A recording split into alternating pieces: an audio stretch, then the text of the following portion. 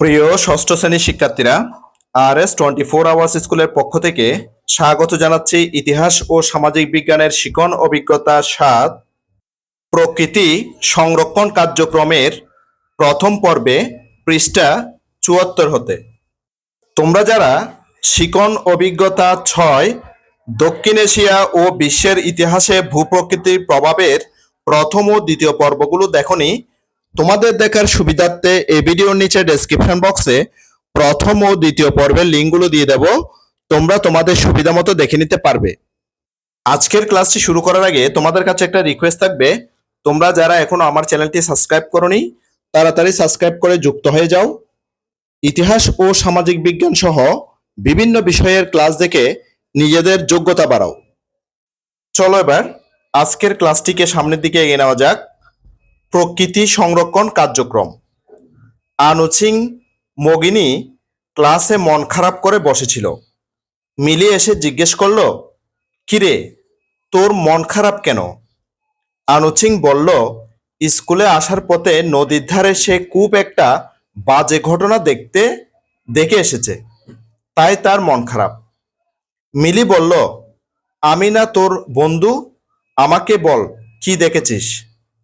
আনুচিং বলল, দেখলাম নদীতে জেলেরা মাছ ধরার সময় একটি শুশুক শুশুক মানে হচ্ছে যে মিঠা পানির ডলফিন ধরা পড়েছিল। তীরে নিয়ে আসার পর সেখানে অনেক লোক জমে যায়। তারপর একদল দুষ্ট লোক শুশুকটাকে চিনতে না পেরে ভয়ঙ্কর কোনো প্রাণী ভেবে মেরে ফেলেছে। তাহলে যে এখানে সেই শুশুকের বা মিঠা পানির যে ডলফিন, সেই শুশুকের ছবিটা আমরা দেখতে পাচ্ছি। প্রিয় শিক্ষার্থীরা, এই শুশুক যখন জালে ধরা পড়েছিল তখন কি করেছিল, দুষ্ট লোকেরা এই শুশুকটাকে মেরে ফেলেছিল, যেটা নাকি আনুচিং স্কুলে আসার পথে সেটা দেখতে পেয়েছিল। খুশি আপা ক্লাসে ঢুকে ওদের কথা শুনতে পেয়ে বললেন, আনুচিং তুমি খুবই একটা দুঃখজনক ঘটনা দেখতে পেয়েছ। প্রতিদিনই সারা পৃথিবীতে অসংখ্য বিলুপ্ত প্রায় প্রাণী মানুষের সচেতনতার অভাবে মৃত্যুবরণ করছে। বিলুপ্তপ্রায় প্রাণী হত্যা করা শাস্তিযোগ্য অপরাধ। আসলে আজ আমরা এই বিষয় নিয়ে কাজ করব। অর্থাৎ আজকে তারা ক্লাসের মধ্যে এই বিলুপ্ত প্রাণীদের নিয়ে কাজ করবে। চলো আরো সামনের দিকে আগানো যাক। আমরা এখানে নিচে আরো কিছু ছবি দেখতে পাচ্ছি। প্রকৃতি ও পরিবেশ ধ্বংসের স্বরূপ সম্পর্কে ধারণা। এরপর খুশি আপা সবাইকে নিচের বন্য প্রাণীর ছবিগুলো দেখালেন। এখানে আমরা কিন্তু বন্য প্রাণীর ছবি দেখতে পাচ্ছি, অর্থাৎ দুই ধরনের বন্য প্রাণীর ছবি দেখতে পাচ্ছি।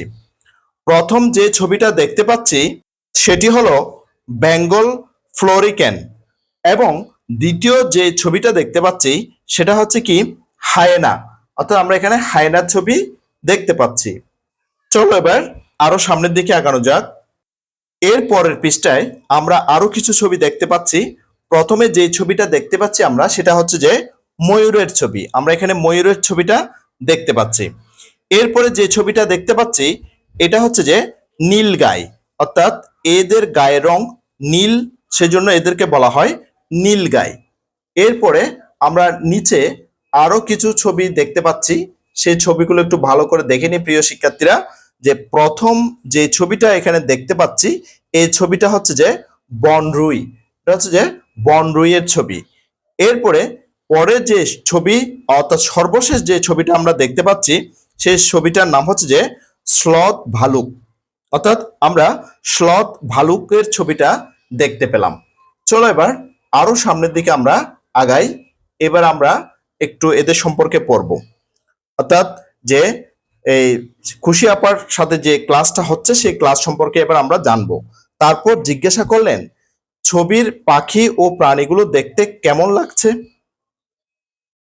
অর্থাৎ খুশি আপা যে ছবিগুলো দেখিয়েছেন সেই ছবিগুলো দেখানোর পর তিনি জিজ্ঞেস করলেন যে যে ছবির পাখি ও প্রাণীগুলো দেখতে কেমন লাগছে। সবাই একযোগে বলে উঠলো, ছবির প্রাণীগুলো খুবই সুন্দর। সবাই কি বলল? বলল যে ছবির প্রাণীগুলো খুবই সুন্দর। আপা জানতে চাইলেন এই প্রাণীগুলো কোন দেশে পাওয়া যায়। তিনি অর্থাৎ খুশি আপা জানতে চাইলেন এই প্রাণীগুলো কোন দেশে পাওয়া যায়। সবাই চুপ। এবার কিন্তু সবাই চুপ করে বসে থাকলো, মানে কেউ কোনো উত্তর দিতে পারলো না। আসাদ বলল, আমি এদের মাঝে ময়ূর, ভালুক আর হায়না দেখেছি চিড়িয়াখানায়, কিন্তু বাকিদের কখনো দেখিনি। খুশি আপা হেসে বললেন, চিড়িয়াখানায় যাদের দেখতে পায় তারা নয়, প্রকৃতিতে। অর্থাৎ খুশি আপা বোঝাতে চাইলেন যে চিড়িয়াখানায় তোমরা যেগুলো দেখতে পাচ্ছ সেগুলো নয়, অর্থাৎ বলা হচ্ছে যে প্রকৃতিতে তোমরা কোনগুলোকে দেখতে পাও।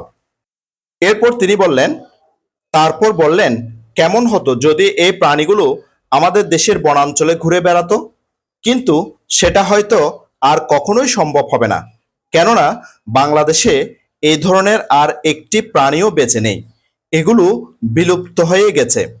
অথচ কিছুদিন আগেও এদের অনেকেই বসবাস করত বাংলাদেশের বিভিন্ন অঞ্চলে। ধরা যাক ময়ূরের কথা, মাত্র 100 বছর আগেও এরা কাক বা শালিকের মতো ঘুরে বেড়াতো সাভার সহ সারা দেশের শালবন ও অন্যান্য বনাঞ্চলে। অর্থাৎ বাংলাদেশের যে বিভিন্ন বনাঞ্চল রয়েছে সেসব বনাঞ্চলের মধ্যে কিন্তু এই ময়ূর পাখিটা ঘুরে বেড়াতো 100 বছর আগেও। এবার খুশি আপা একটু গম্ভীর মুখে জিজ্ঞেস করলেন, তোমরা কি জানো কেন এই সুন্দর সুন্দর প্রাণীরা বাংলাদেশ থেকে বিলুপ্ত হয়ে গেল? তিনি একটা প্রশ্ন করেছেন। তিনি প্রশ্ন করেছেন যে তোমরা কি জানো এই সুন্দর সুন্দর প্রাণীরা বাংলাদেশ থেকে কেন বিলুপ্ত হয়ে গেল? উত্তরে সবাই আবারও চুপ করে রইল। শুধু শফিক বলল, মনে হয় মানুষ অনেক গাছপালা কেটে ফেলাতে বন্য প্রাণীগুলো থাকার জায়গা না পেয়ে অন্য দেশে চলে গেছে। খুশি আপা এই বিষয়ে কোনো উত্তর না দিয়ে বললেন, এসো আবারও আমরা কয়েকটা ছবি দেখি। এবার তিনি কিছু ছবি দেখাচ্ছেন শিশুদেরকে, অর্থাৎ তোমাদের মতো ষষ্ঠ শ্রেণীতে যারা পড়ে তাদেরকে তার ক্লাসের মধ্যে ছবিগুলো দেখাচ্ছেন। তিনি সবাইকে এই ছবিগুলো দেখালেন, প্রিয় শিক্ষার্থীরা, যেগুলো আমি তোমাদেরকে দেখাচ্ছি। তোমরা তোমাদের বইতে এই ছবিগুলো ভালো করে দেখে নিতে পারো। এখানে কিন্তু বলা হচ্ছে কি ছবির নাম এখানে লিখতে বলা হবে কিছুক্ষণ পর, যে দেখো যে খুশি আপা কিন্তু বলবেন যে ছবির নামগুলো লেখার জন্য। এবার চলো আরো সামনের দিকে আগাই। আমরা ছবিগুলো দেখলাম। ছবিগুলো দেখা হলে তিনি বললেন, ছবিগুলো দেখে তোমাদের কি মনে হচ্ছে? প্রত্যেকটি ছবির জন্য একটি করে নাম ঠিক করো এবং ছবিগুলোর নিচের শূন্যস্থানে লেখো। তিনি বলছেন যে যে ছবিগুলো দেখে তোমাদের কি মনে হচ্ছে, প্রত্যেকটি ছবির জন্য একটি করে নাম ঠিক করো এবং ছবিগুলোর নিচে শূন্যস্থানে সেগুলো লিখতে বলা হয়েছে। প্রিয় শিক্ষার্থীরা, এবার আমি তোমাদের জন্য এই ছবিগুলোর নিচে যে ছবি অনুসারে কি নাম হতে পারে সেগুলো লিখে দেখাচ্ছি। দেখো প্রিয় শিক্ষার্থীরা, আমি তোমাদের জন্য ছবিগুলোর নিচে নামগুলো লিখে দেখালাম। প্রথম যে ছবি, এই ছবির দেখে আমাদের যে মনে হচ্ছে এখানে কিন্তু বৃক্ষগুলোকে কেটে একদম উজাড় করা হয়েছে, সেজন্য এটার নাম দিয়েছি আমি বৃক্ষ নিধন। এটার নাম কি দিয়েছি? বৃক্ষ নিধন। এবার এখানে দেখো আমরা বিস্তীর্ণ এলাকা মানে বিশাল এলাকা জুড়ে যে দেখতে পাচ্ছি যে একদম যে গাছগুলো কেটে উজাড় করে ফেলা হয়েছে, অর্থাৎ এটা একটা বিশাল বন ছিল, সেজন্য এটার নাম দিয়েছি বন উজাড়। এরপর আমরা এখানে একটা মৃত পাখির ছবি দেখতে পাচ্ছি, সেজন্য এই ছবিটার নাম দিয়েছি মৃত পাখি। এরপরে পরের ছবির দিকে আমরা তাকাই, যে পরের ছবি দেখো। এবার ছবির নাম হচ্ছে কি, এখান থেকে দেখতে পাচ্ছি আমরা যে কারখানা থেকে, কলকারখানা থেকে কিন্তু যে বা ইটের ভাটা থেকে কিন্তু দেখতে পাচ্ছি আমরা কি কালো ধোঁয়া বেরোচ্ছে, সেজন্য আমি এটার নাম দিয়েছি কালো ধোঁয়া। এরপরে যে পরের যে ছবি সেখানে দেখো যে একদম জলবায়ুর একটা পরিবর্তন, আমরা যে জলবায়ুর পরিবর্তনের ছবিটা এখানে দেখতে পাচ্ছি, সেজন্য এখানে দিয়েছি জলবায়ুর পরিবর্তন। এরপরে যে ছবিটা দেখতে পাচ্ছি সেটা হচ্ছে নদী দূষণ, অর্থাৎ নদীর পানি একদম কালচে হয়ে গেছে, একদম নদী দূষিত হয়ে একদম কি নদীটার অবস্থা কিন্তু অনেক খারাপ হয়ে গেছে, সেই জন্য এটার নাম দিয়েছি নদী দূষণ। চলো এবার আমরা তো যে খুশি আপার যে বলছেন যে ছবিগুলোর নাম দেওয়ার জন্য আমরা শূন্যস্থান নামগুলো দিয়ে দিয়েছি। এবার পরের যে প্রশ্নটা বলেছে তিনি সেই সম্পর্কে একটু আলোচনা করি।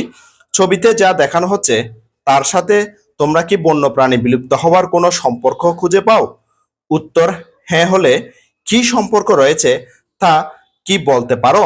তাহলে উনি যে তোমাদেরকে আরেকটা প্রশ্ন করেছে যে ছবিতে তোমরা যা দেখতে পাচ্ছ, হ্যাঁ, ছবিতে যে যা দেখতে পাচ্ছ তোমরা, সেটা কি বন্যপ্রাণী বিলুপ্ত হওয়ার সাথে কোনো সম্পর্ক খুঁজে পাওয়া যাচ্ছে? অর্থাৎ আমরা যে ছবিগুলো দেখেছি, এই ছবি অনুসারে কি যে বন্যপ্রাণীরা যে বিলুপ্ত হয়ে যাচ্ছে এটার কোনো সম্পর্ক আছে কিনা তিনি আমাদেরকে জানতে চাইছেন।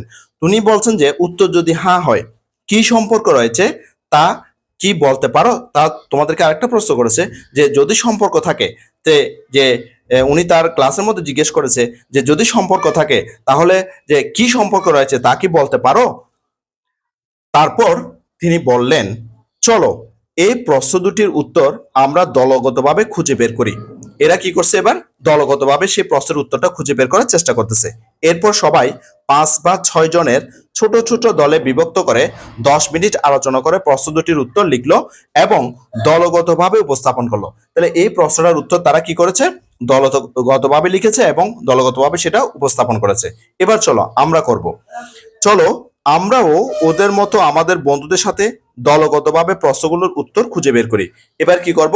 আমরাও কিন্তু আমাদের ক্লাসের মধ্যে দলগতভাবে এই প্রশ্নগুলোর উত্তর খুঁজে বের করার চেষ্টা করব। এক, ছবিগুলো দেখে তোমাদের কি মনে হচ্ছে? প্রত্যেকটি ছবির জন্য একটি করে নাম ঠিক করো এবং ছবির নিচের শূন্যস্থানে লেখো। তাহলে ছবিগুলো দেখে কি মনে হচ্ছে সেটা আমরা উত্তরটা দিচ্ছি। ছবিগুলো দেখে আমাদের মনে হচ্ছে পরিবেশ দূষণ প্রাকৃতিক পরিবেশের উপর ভয়াবহ প্রভাব ফেলে। অর্থাৎ পরিবেশ দূষণ যে প্রাকৃতিক যে পরিবেশ সেটার উপর কিন্তু ভয়াবহ প্রভাব ফেলে, সেটা আমরা এই ছবিগুলো দেখে সেটা বুঝতে পারলাম। এরপরে দ্বিতীয় যে প্রশ্নটা আছে সেই প্রশ্নটা আমরা দেখে নিই। যে 2 নম্বর যেটা বলা হচ্ছে সেটা বলা হচ্ছে কি, ছবিতে যা দেখানো হচ্ছে তার সাথে বন্যপ্রাণী বিলুপ্ত হওয়ার কোনো সম্পর্ক তোমরা কি খুঁজে পাও? উত্তর হ্যাঁ হলে কি সম্পর্ক রয়েছে তা কি বলতে পারো? এবার উত্তরটা দিচ্ছি। হ্যাঁ, আমরা যে এই ছবির সাথে যে দেখানো হচ্ছে যে তার সাথে বন্যপ্রাণী বিলুপ্ত হওয়ার সম্পর্ক আমরা খুঁজে পাচ্ছি, সেজন্য উত্তরটা দিয়েছি হ্যাঁ। বন্যপ্রাণীর টিকে থাকার জন্য প্রয়োজন পর্যাপ্ত পরিমাণে গাছপালা বা বন। অর্থাৎ বন্যপ্রাণী টিকে থাকার জন্য কি প্রয়োজন? পর্যাপ্ত পরিমাণে গাছপালা বা বন প্রয়োজন। অপ্রয়োজনে গাছপালা কাটলে সেখানে বন্যপ্রাণী বসবাসের পরিবেশ বিনষ্ট হয়। অর্থাৎ অপ্রয়োজনে যদি আমরা গাছপালা কেটে ফেলি তাহলে কিন্তু বন্যপ্রাণী বসবাসের পরিবেশটা নষ্ট হয়ে যায়, অর্থাৎ বন্যপ্রাণী সেখানে বসবাস করতে পারে না, ফলে বন্যপ্রাণী বিলুপ্ত হয়। এর কারণে কি হয়? বন্যপ্রাণী বিলুপ্ত হওয়ার সম্ভাবনা থাকে। চলো এবার আরো সামনের দিকে আগাই। এবার প্রকৃতি সংরক্ষণ কার্যক্রম। সবার কাছ থেকে খুশি আপা জানতে চাইলেন যে এসব সমস্যার পেছনে কার ভূমিকা রয়েছে। এবার যে খুশি আপা সেটা জানতে চাইলেন এসব সমস্যার পেছনে কার ভূমিকা রয়েছে।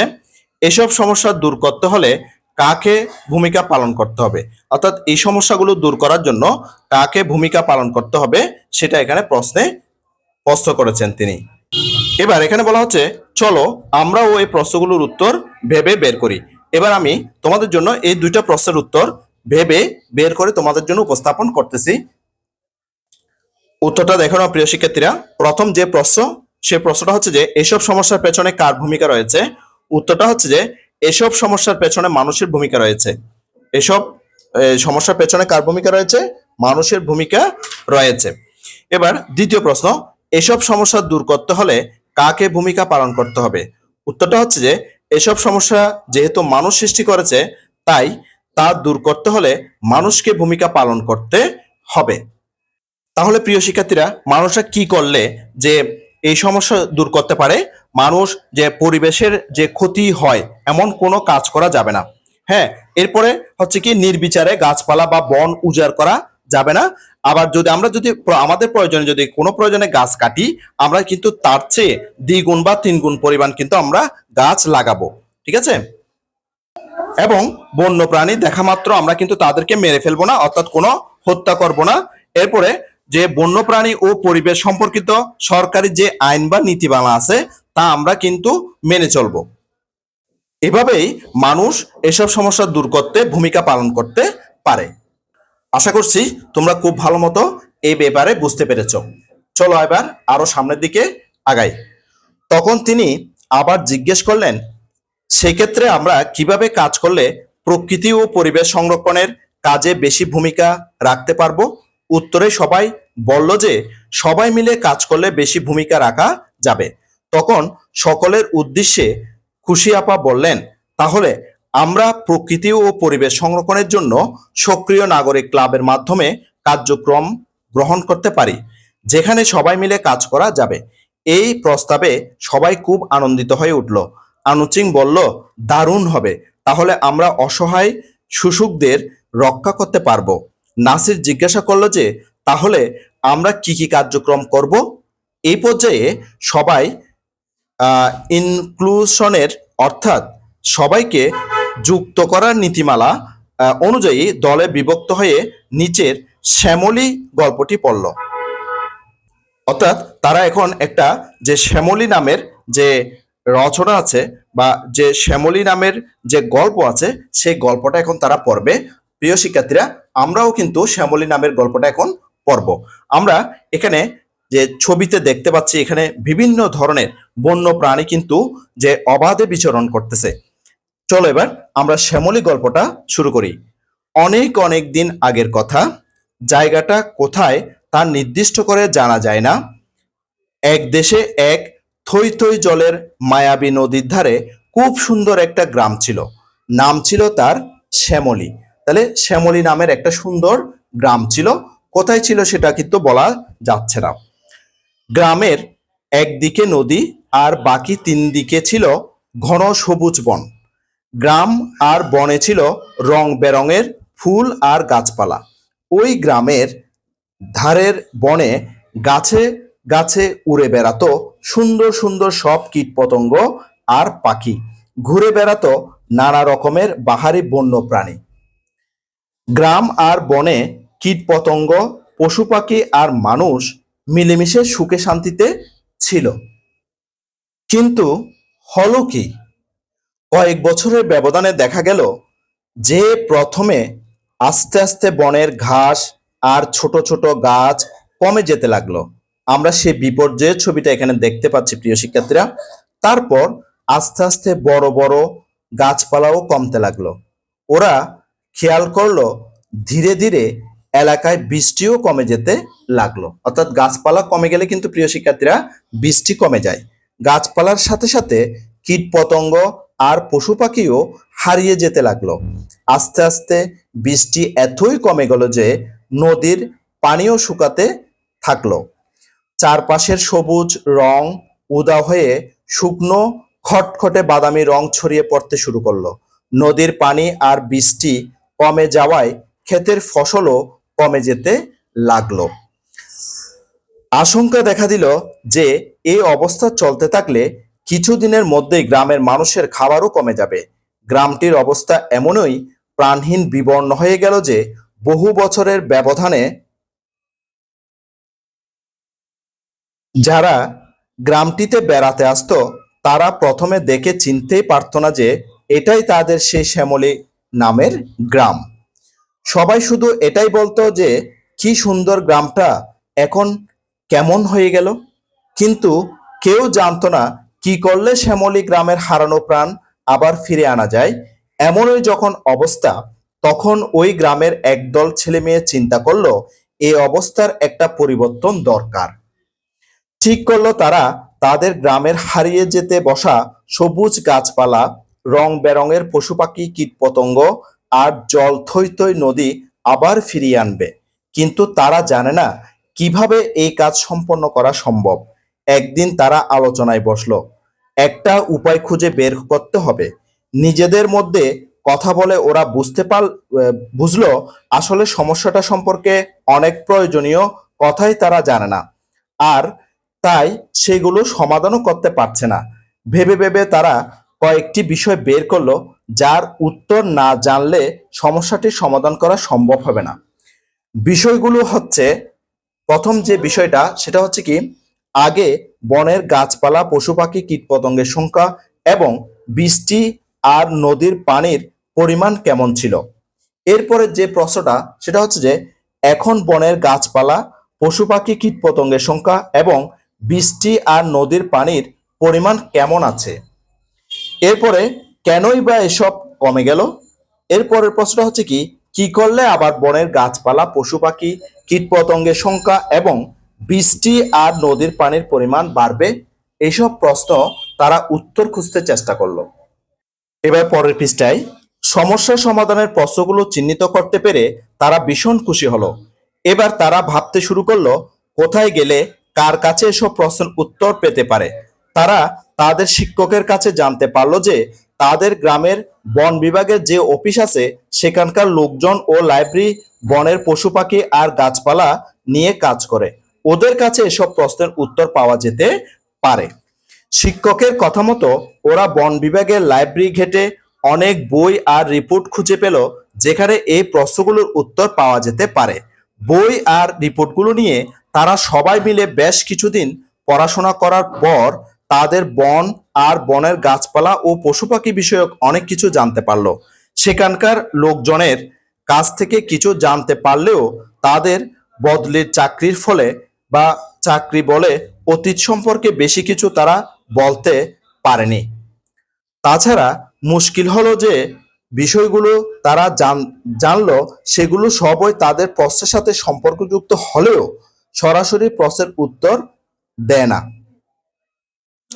বই ও রিপোর্টগুলো থেকে তারা সমস্যা তৈরি হওয়ার আগে বনের গাছপালা ও পশু পাখির সংখ্যা কত ছিল আর বর্তমানে এই সংখ্যা কত তা সবই জানতে পারলো। তারা খেয়াল করলো এক সময় হঠাৎ করে বনে গেছোবাঘ, বনবিড়াল, শিয়াল এইসব প্রাণীর সংখ্যা খুব দ্রুত কমতে থাকে। তারপর বনের গাছপালাও কমতে থাকে। এদিকে তৃণভোজী প্রাণীর সংখ্যা আবার বাড়তে থাকে। কিন্তু এসব কিছুর সাথে শ্যামলী গ্রামের সমস্যার কোনো সরাসরি যোগাযোগ তারা খুঁজে পায় না। চলো এবার আরো সামনের দিকে আগানো যাক। সবকিছু নিয়ে তারা আবার হাজির হলো শিক্ষকের কাছে। সব শুনে শিক্ষক তাদের বললেন যে এখন আসলে তাদের কথা বলতে হবে এমন একজন মানুষের সাথে যিনি বন আর বনের পশু পাখিদের সম্পর্ক খুব ভালো বোঝেন। সৌভাগ্যক্রমে কয়েকদিনের মধ্যে বন বিভাগের অফিসে একজন বিশেষজ্ঞের আসার কথা, যিনি বন্য প্রাণী আর পরিবেশ নিয়ে গবেষণা করেন। ছেলেমেয়েরা নির্দিষ্ট দিনে ছুটে গেল সেই গবেষকের কাছে। গবেষক তাদের সব কথা আর প্রশ্ন মনোযোগ দিয়ে শুনে বললেন, তোমাদের কথা শুনে মনে হয় আমি ব্যাপারটা বুঝতে পেরেছি। একসময় বনে সব ধরনের গাছপালা আর পশু পাখি একে অপরের উপর নির্ভর করে শান্তিতে বসবাস করছিল। একে বলে খাদ্য শৃঙ্খল। যেমন ঘাস আর গাছপালা খাবারের জন্য নির্ভর করে রোদ, বৃষ্টি আর মাটির উপর। হরিণ, গরু, মহিষ এরা বেঁচে থাকে ঘাস, লতাপাতা খেয়ে। অন্যদিকে বাঘ জাতীয় মাংসাশী প্রাণীরা খাবারের জন্য শিকার করত হরিণ, গরু, মহিষ প্রভৃতি তৃণভোজী প্রাণীদের। সবকিছুই ঠিকঠাক চলছিল। কিন্তু সমস্যা শুরু হয় তখনই যখন গ্রামের একদল শিকারী নিরাপত্তার অজুহাতে সব মাংসাশী প্রাণী মেরে ফেলে। শিক্ষার্থীরা জিজ্ঞাসা করলো, মাংসাশী প্রাণীর সংখ্যা কমে যাওয়ার সাথে বর্তমান সমস্যার সম্পর্কটা কি? তিনি তখন বললেন, খেয়াল করে দেখো, বনের সব পশু পাখি আর গাছপালা একে অপরের উপর নির্ভর করে বাঁচে। মাংসাশীরা খাবারের জন্য শিকার করত হরিণ, গরু, মহিষ আর অন্য তৃণভোজী প্রাণীদের। বনে যখন আর এমন প্রাণী থাকলো না, তখন হরিণসহ তৃণভোজী প্রাণীদের সংখ্যা দ্রুত বেড়ে গেল। এই জন্যই তোমরা রিপোর্টগুলোতে পেয়েছো যে যখন মাংসাশী প্রাণীর সংখ্যা কমেছে তখন তৃণভোজী প্রাণীর সংখ্যা বেড়ে গেছে। শিক্ষার্থীরা বলল, এবার বুঝেছি। আর তৃণভোজীর সংখ্যা বেড়ে যাওয়াতে গাছপালার সংখ্যা কমে গেছে দ্রুত, কারণ বেশি সংখ্যক তৃণভোজীরা বেশি বেশি গাছপালা খেয়ে ফেলেছে। গবেষক বললেন, একদম ঠিক ধরেছ। আর গাছপালা কমে যাওয়াতেই এই এলাকায় বৃষ্টিপাতের পরিমাণও কমে গেছে, ফলে নদীর পানিও কমেছে। চারপাশ শুষ্ক ও বিবর্ণ হয়ে গেছে। তারা খুব উৎফুল্ল হয়ে বলল, এখন আমরা সমস্যাটি কিভাবে তৈরি হয়েছে তা অনুসন্ধান করে বের করতে পেরেছি। এবার আমাদের বের করতে হবে কিভাবে সমস্যাটির সমাধান করা যাবে। চলো এবার পরের পৃষ্ঠে যাওয়া যাক। চলো শ্যামলী গল্পটি পড়ে আমরা নিজেরা চিন্তা করে বের করি কিভাবে এই সমস্যাটির সমাধান বের করা যায় বা সমাধান করা যায়। তাহলে আমরাও কিন্তু এই কাজটা করতে পারি। সব দল তাদের উত্তর উপস্থাপন করার পর খুশি আপা জানতে চাইলেন যে তারা তাদের ক্লাবের জন্য কি ধরনের কাজ নির্ধারণ করতে চায়। এ পর্যায়ে ওরা আবারও ৫-৬ জনের দলে বিভক্ত হয়ে সক্রিয় নাগরিক ক্লাবের মাধ্যমে প্রকৃতি সংরক্ষণের জন্য কাজ কি হতে পারে তার একটি তালিকা তৈরি করলো। দলে কাজ করা শেষ হলে প্রত্যেক দল তাদের তালিকা পোস্টার, পেপার সহ বিভিন্ন মাধ্যম ব্যবহার করে উপস্থাপন করলো। উপস্থাপনার পরে আলোচনার মাধ্যমে ওরা সব দলের তালিকা যৌক্তিকভাবে বিশ্লেষণ করে বাস্তবায়নযোগ্য কাজের তালিকা তৈরি করলো এবং সিদ্ধান্ত নিল যে সক্রিয় নাগরিক ক্লাবের সদস্যরা একক ও দলগতভাবে সারা বছর ধরে কাজগুলো বাস্তবায়ন করবে। চলো এবার আমরাও নিজেদের মতো করে নিজ নিজ এলাকার বাস্তবতা অনুযায়ী কাজের ক্ষেত্র চিহ্নিত করি।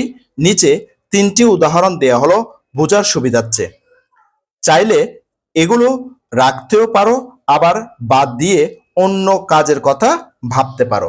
এখানে 3টা দেওয়া আছে। প্রথম বলছে কি ফলজ ও বনজ বৃক্ষরোপণ, দ্বিতীয়তে দেওয়া আছে বন্য পশু পাখির আবাসস্থল সংরক্ষণ, তৃতীয়তে দেওয়া আছে নিজের বিদ্যালয় ও আশেপাশের এলাকার ময়লা আবর্জনা ব্যবস্থাপনা।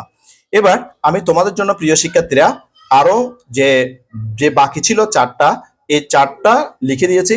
তোমরা চাইলে এভাবেও লিখতে পারো অথবা তোমাদের এলাকার কোনো সমস্যা থাকলে সেটা এখানে লিখতে পারো। এলাকার পুকুর ও নদীর পানি দূষণ মুক্ত রাখা। এরপরে লিখেছি এলাকার ইটের ভাটার ধোঁয়া যাতে পরিবেশের ক্ষতি না করে সেজন্য পদক্ষেপ নেয়া। এরপরে লিখলাম এলাকার পরিবেশের উপাদানের সমস্যা হলে প্রয়োজনীয় পদক্ষেপ নেয়া। এরপরে লিখলাম এলাকার জনগণকে প্রাণী হত্যার ও পরিবেশ দূষণের কুফল সম্পর্কে সতর্ক করা। হ্যাঁ, এরপরে কাজের তালিকা তৈরি শেষ হলে খুশি আপা বললেন কি কাজ করব তা তো ঠিক করা হলো। চলো এবার পরের পৃষ্ঠা যাওয়া যাক। এবার মূল্যায়নের পালা। যে কাজ করেছো তার জন্য মূল্যায়ন করতে হবে। এবার চলো আমরা নিচে যুক্ত আত্মমূল্যায়নের ছকের মাধ্যমে প্রকৃতি সংরক্ষণ কার্যক্রমের মূল্যায়ন করি। এখানে ক্রম অনুসারে 8টি আছে। যে কার্যক্রমে অংশগ্রহণের পর সম্পূর্ণ একমত হলে এখানে টিকমার্ক দিবে, মোটামুটি একমত হলে টিকমার্ক দিবে, আর একমত নয় হলে এখানে টিকমার্ক দিবে। প্রথমে 1 নাম্বার যেটা আছে, আমি অন্তত পক্ষে 3টে স্থানীয় বিলুপ্ত প্রায় প্রাণী সম্পর্কে জানতে পেরেছি।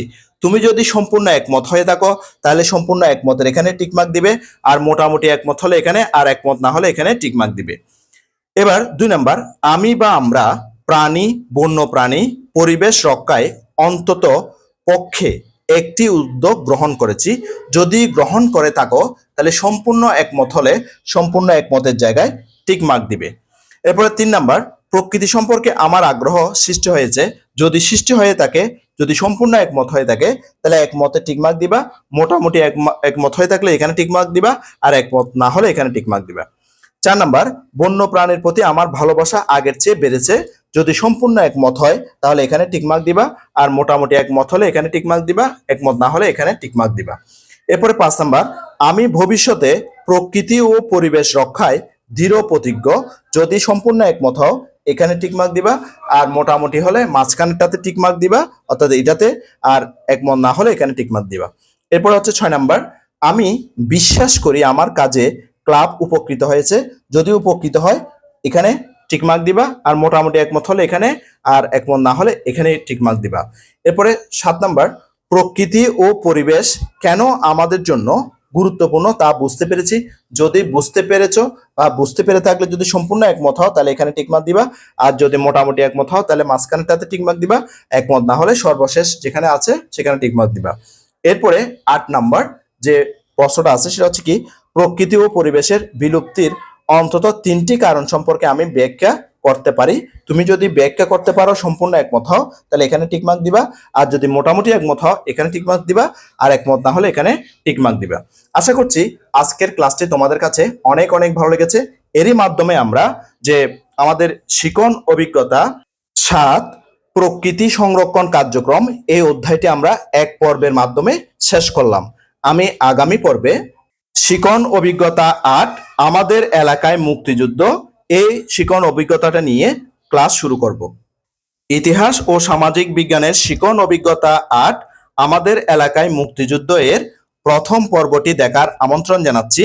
সাথে সাথে ইতিহাস ও সামাজিক বিজ্ঞানের অন্যান্য ক্লাসগুলো দেখারও অনুরোধ জানাচ্ছি এবং ইতিহাস ও সামাজিক বিজ্ঞান ছাড়াও বিভিন্ন বিষয়ের ক্লাসগুলো দেখারও অনুরোধ জানাচ্ছি।